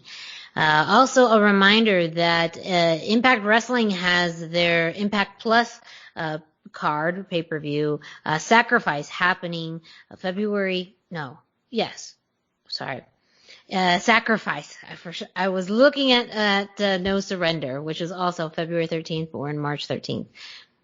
March 13th, Impact Plus special, Sacrifice. And that is also where we're going to see TJP versus Ace Austin for the X Division Championship. So that is going to be great. And talking about crossover, we are going to see the Impact World Tag Team Championships on the line. The Good Brothers versus Finn Juice, from New Japan, David Finlay and Juice Robinson. Such a cute name.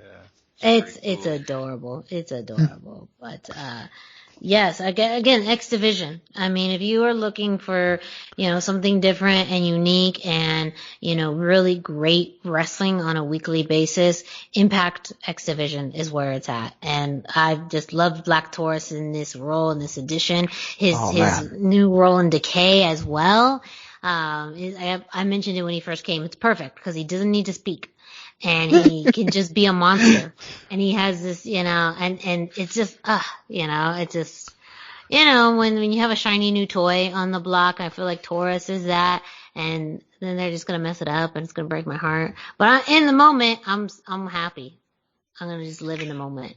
Fun stuff. Yeah, don't think about the possible downsides. Just think about how awesome it is right now to watch this big bull man run Chris Bay over. Yeah. I like it. I dig it. Impact Wrestling every Tuesday. Watch it. Up next, we have, a huge week in Ring of Honor, Brendan. Let's just get into it. Oh, this was such a good episode of Ring of Honor. Another show that is bringing you pretty good, consistent wrestling action. I'm emphasizing that word because that's a big thing that's going on with this week's show too. So in the opening match, LFI, La Facción Ingobernable, were going for the World Tag Team titles against the Foundation, Jonathan Gresham and Jay Lethal, and this was in a Pure Rules tag match. There haven't been many of those, but because the Foundation had it, they dictated the terms and they made this a Pure Rules match. So you had Dragon Lee and Kenny King representing LFI, and they very firmly started off as heels. They were messing with the rules, like every time there was something going on. If the ref gave them any sort of direction, they made a big old to-do about it, like over-exaggerated grabbing of the tag ropes to make a tag so that the referee knew they were legal. Kenny King at one point slaps the taste out of Jonathan Gresham and holds the open palm up to show that he did not punch anybody. And the referee is like, okay, I guess, so like they were totally messing with the rules the whole time. I do, in case any of my referee co-workers are listening, or any of my instructors, I do want to give a special shout out. They did use the tag ropes in there, which is a thing that when I'm watching tag team matches now, I always bristle over. I can rely on like 3 teams to use them consistently. So anytime there's a pure match, I always am happy to see that the tag ropes are being used. This went the way that you're kind of expecting. The foundation would take control using pure tag team stuff. They would go head to head. I mean, obviously Dragon Lee and Kenny King are both very good technical wrestlers, but they were so intent on cheating that they often would get caught by a move while they were trying to set up their next cheating spot.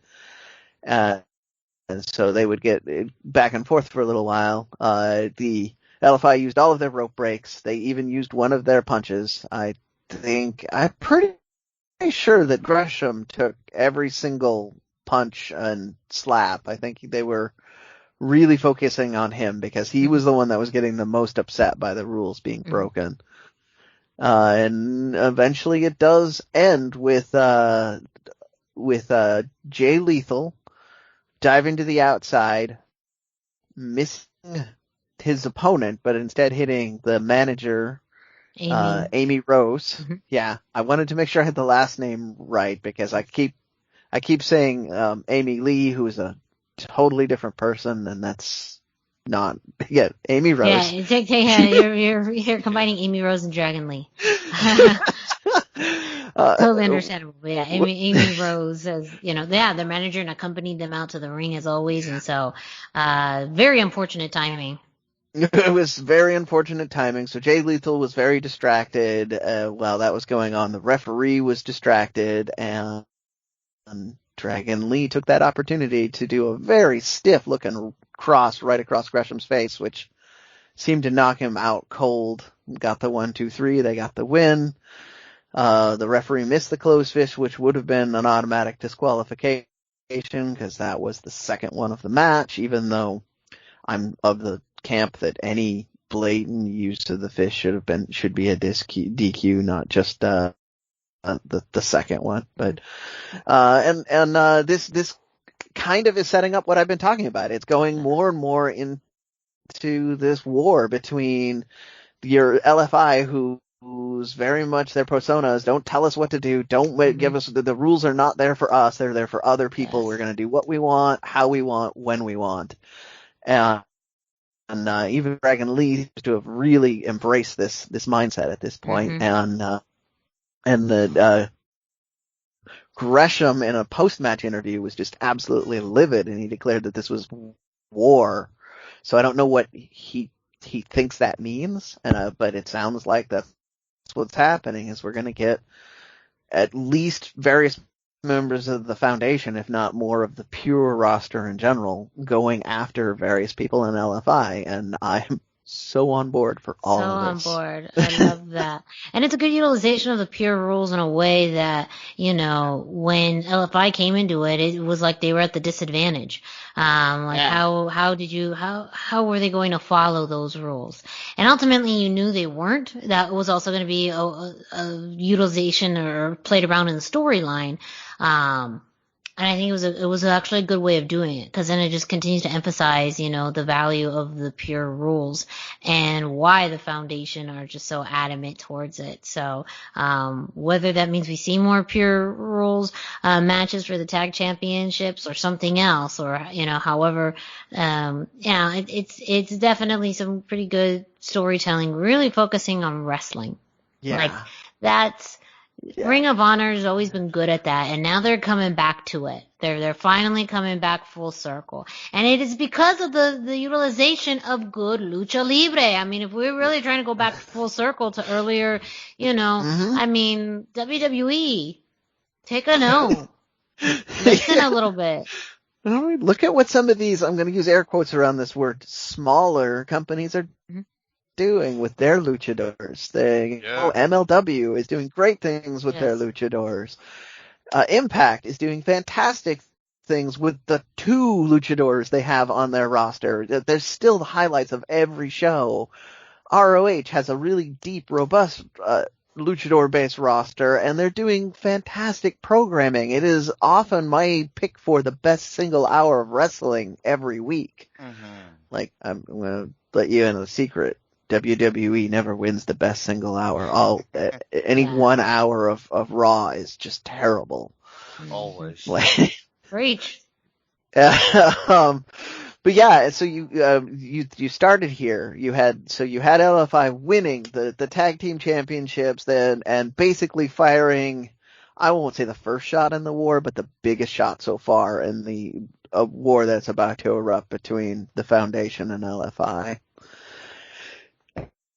And then we went to Rush in a heavyweight title match against Shane Taylor, and they set this up again too with Kenny King kind of having mixed feelings because he used to run with Shane Taylor, and he's talking to them backstage about maybe not using the chair, and Amy Rose makes a big point about no, we're gonna use the chair if we need to use the chair, and they all kind of left angry, and we're talking, making him think about this.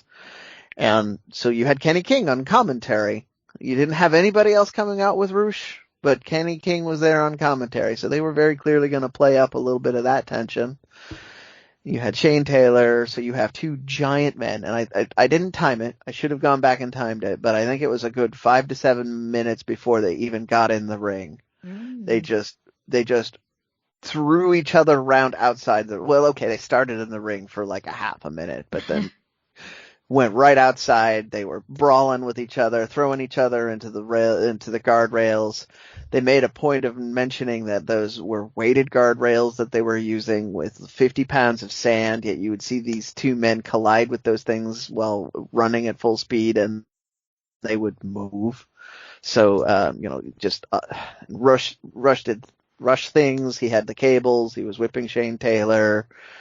They were slamming each other into everything that wasn't nailed down, and most of the things that were. It was a very physical brawl that they were clearly exhausted by the time they got into the ring. And then they did more of their great stuff in the ring, because both of those guys, to the point of earlier, they're both guys that are really big, but they're really fast. They can move.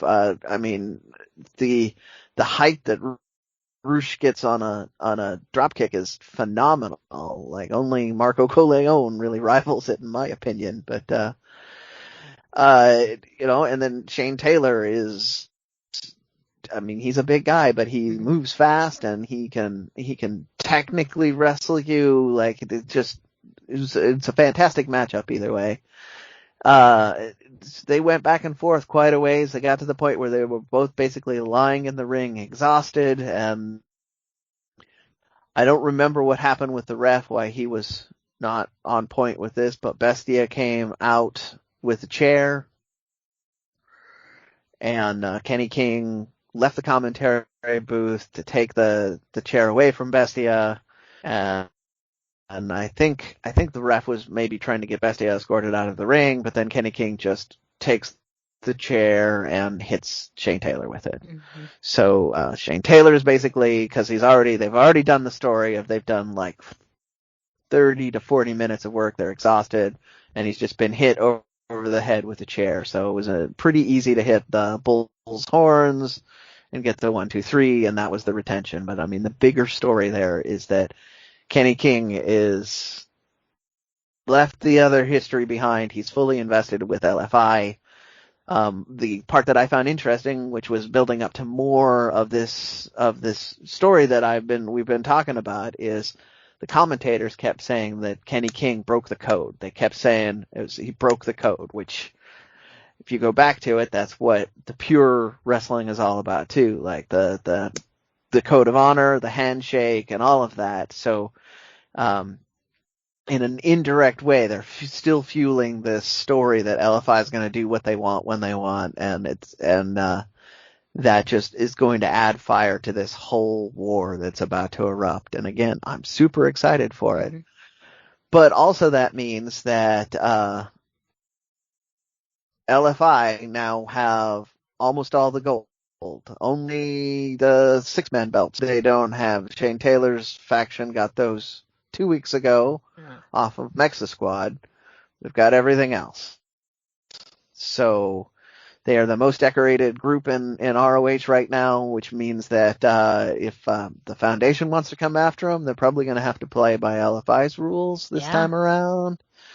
I mean, there's so many good things that can come out of this. It's and Kenny King and Dragon Lee are technically both still contenders for the pure title in the singles division, so they could go after that singles belt too. So I did miss that in the first one. I said they had all the gold. I forgot the pure belt is still on Gresham. Yeah.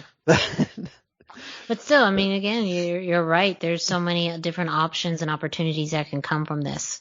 So again, I think it's really ROH getting back to its roots in good storytelling with good wrestling. Quality. Quality wrestling. Who's doing that? The luchadors are doing it. And of course the pure wrestlers too. And I love that. I love it is such a clash of styles. Mm-hmm. And that's really what the story is about too. And I love it.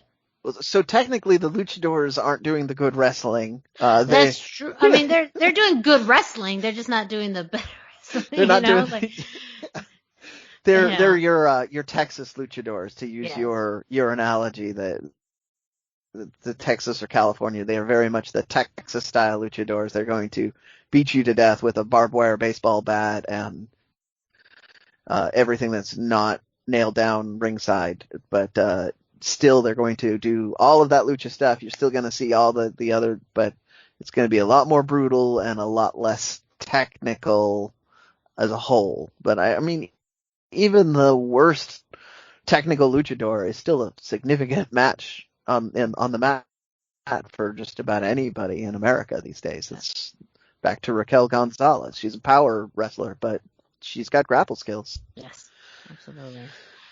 Well, our final story of the day involves New Japan. So Dusty, go ahead and take it away. Yeah, New Japan this week, we had the 49th anniversary show, and at the show, we had Jeff Cobb defeating Satoshi Kojima in the first round of the New Japan Cup 2021. This was a fantastically worked match. Kojima is a legend, but this match was really where Jeff Cobb has ascended to his next level. Like, this guy is going to be a huge star in New Japan. I implore everybody to check this match out. It sets a higher bar than I could have expected for the entire tournament and the first match. And so it's incredible. Jeff now goes on to face Evil on March 11th. So stay tuned to a future episode for that review. Maybe it may not be next week. It may be 2 weeks from now that we have the review. But stay tuned. We will definitely cover that. Oh, yeah. And that's it for another edition of the Lucha Central Weekly Podcast. Thank you all so much for listening. Don't forget to go to luchacentral.com, your centralized place for all things Lucha Libre. You can also follow Lucha Central on social media at Lucha Central on Facebook and Instagram, and at Lucha Central.com on Twitter. Check out the YouTube page. Again, that's where our interview with Zenshi will be on Lucha Central's YouTube page. And of course, some great interviews from Denise Salcedo and other members of the Lucha Central.com team. And well, while you're at it, go ahead and follow us on social media. Dusty, can you let our listeners know where they can find you on social media? Yeah, I'm on Facebook at facebook.com/Dusty Murphy, and I'm on Instagram at Dusty Murphy. And Brendan, where can our listeners find you? I am 321 T-shirt guy. That's the numbers 321. T-shirt guy is all spelled out. I'm on Facebook. I'm on Instagram, and I'm especially on Twitter. Yes. And me, Miranda Morales, you can find me on Instagram and Facebook at the #Miranda, spelled out. Don't forget, if you are listening to this on your favorite podcast streaming platform like Spotify, iTunes, Podbay, iHeartRadio, make sure you subscribe, rate, and review. So go ahead and subscribe, and that way you get a notification every time a new episode of the Lucha Central Weekly Podcast drops. You can rate and review us, so go ahead and leave us a 5-star rating, and leave a message and review us. Let us know what you think. Give us some feedback on some of our topics, things that you think we should talk about, whatever it is. make sure you leave us that review. We love to hear your feedback. We love to hear from our listeners. We so greatly appreciate it, and we do it all for you guys. So let us know how we're doing. For Dusty Murphy and Brendan Barr, I'm Miranda Morales. Thank you all so much, and we will be back next week. Respetable público, lucharán a 2 de 3 caídas sin límite de tiempo.